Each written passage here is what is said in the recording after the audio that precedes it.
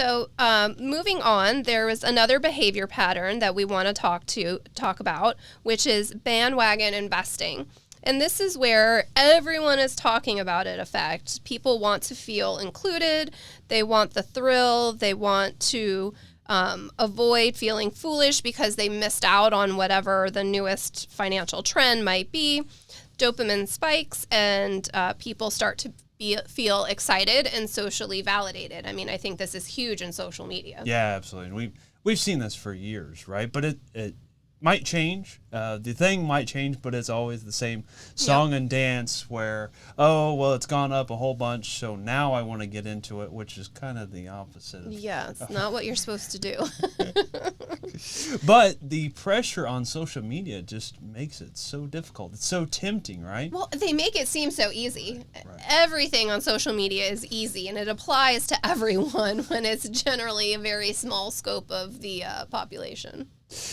So kind of going back to the Monopoly example we gave earlier in the show, some kind of comments on that is, we've seen this before where folks, as they accumulate more wealth, the research kind of shows that they've become a little less in tune to what's happening emotionally around them.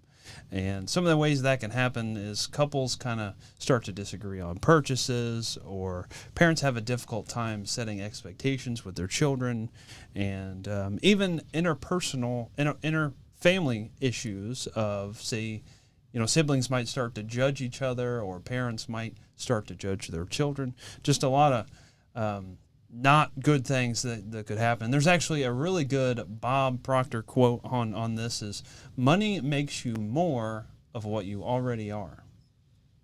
And, that's true. It's true. And that's why character matters more than cash, for example, because money simply funds the values that you already have. Yep, absolutely agree with that. So let's talk about kind of the momentum here, right? Not market momentum, emotional momentum. Yes. So if someone feels empowered or clear or confident with their finances, they tend to make good decisions. They save more, they invest more consciously, they communicate better, set boundaries, things like that. But if someone feels afraid or ashamed, maybe overwhelmed or behind, their decisions become reactive. They're hesitant, they overspend, they underinvest, and they avoid things. This is why emotional planning is an important part of financial planning. If you get your emotions and your psychologies aligned, then the numbers will follow. Yeah, and that makes total sense, right? So many folks that are heading into retirement think, okay, let's figure this all out, right? What are my numbers going to be? What is the income I'm going to need every month? What does my health insurance look like? What does Social Security look like?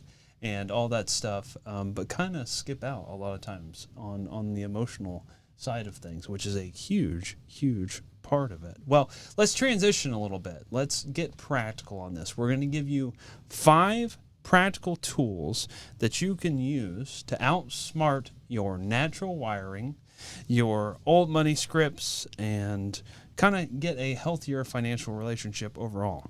All right, sounds good.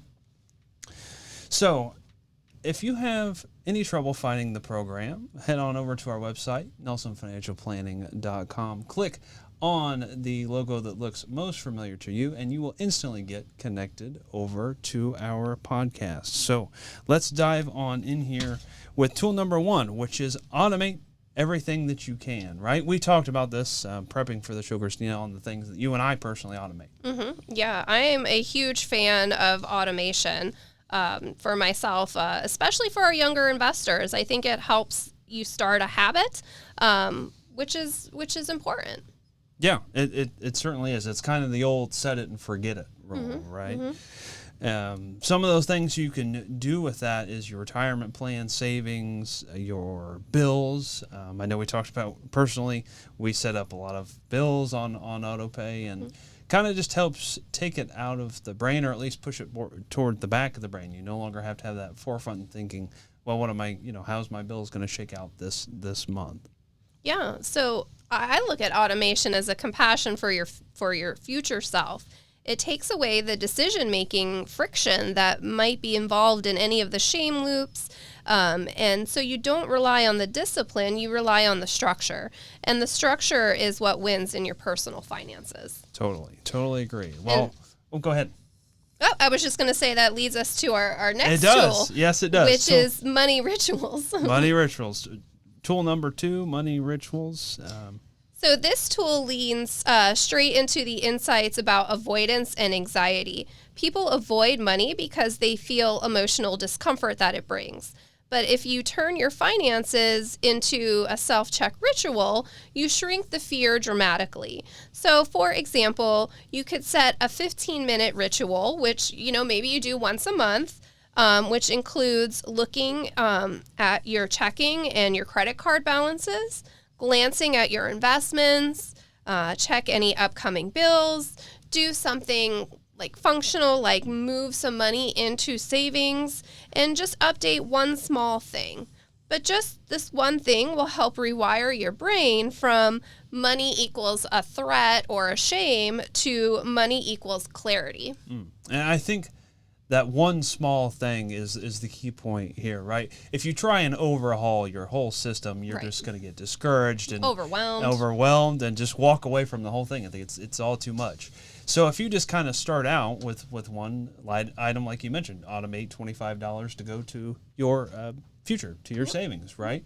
That can kind of get the ball rolling. So let's move on here. Tool number 3 is reframing the story that you tell yourself. Now, wow, this is huge, right? This can come across in all sorts of psychology, not just money, but particularly pertaining to your money.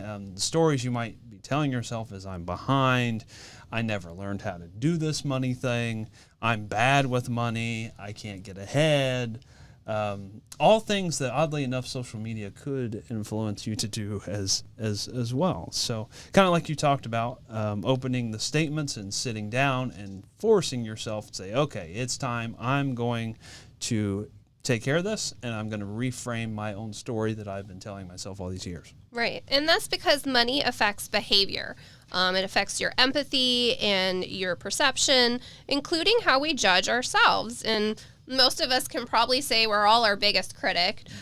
So what you need to do is you reframe the story. So instead of saying, I'm behind, say, I'm getting started and that's what matters. I took the first step. Or say, instead of saying, I avoid this kind of stuff, say, I'm learning new tools and now I'm getting started. So that's how you reframe and maybe have like a little bit of emotional CPR with your finances and help restore that psychology and oxygen into your system. So this cognitive reframing, I kind of talked about how this psychology comes up in many facets of life, not just finances. Of course. But it's actually one of the most like evidence-backed therapies and coaching and what have you to help. So when you set your new narrative, you're setting yourself up for success and more likely to have a successful go the next time around when you tell yourself these things. So tool number 4 is insert friction where you overspend and remove it where you underspend. Yeah, so here's one of the biggest techniques from behavioral economics. If you want to stop doing something, you want to make it harder.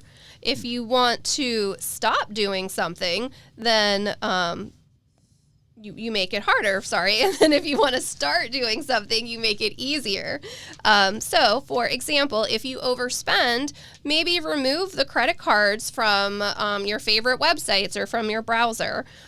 Make it to where you have to put your password in. Don't let the computer remember it. And one of my personal favorites is wait 24 hours before you make a purchase. I mean, I know we're all guilty of being on like Amazon and putting something in your cart because it looked cool or saw it on social media and they thought it was the best thing in the world. So, just waiting 24 hours and looking at it the next day, I mean, that could make a huge impact. Absolutely can. Real quick here, tool number 5 is to get professional help. So that's kind of what we're here for.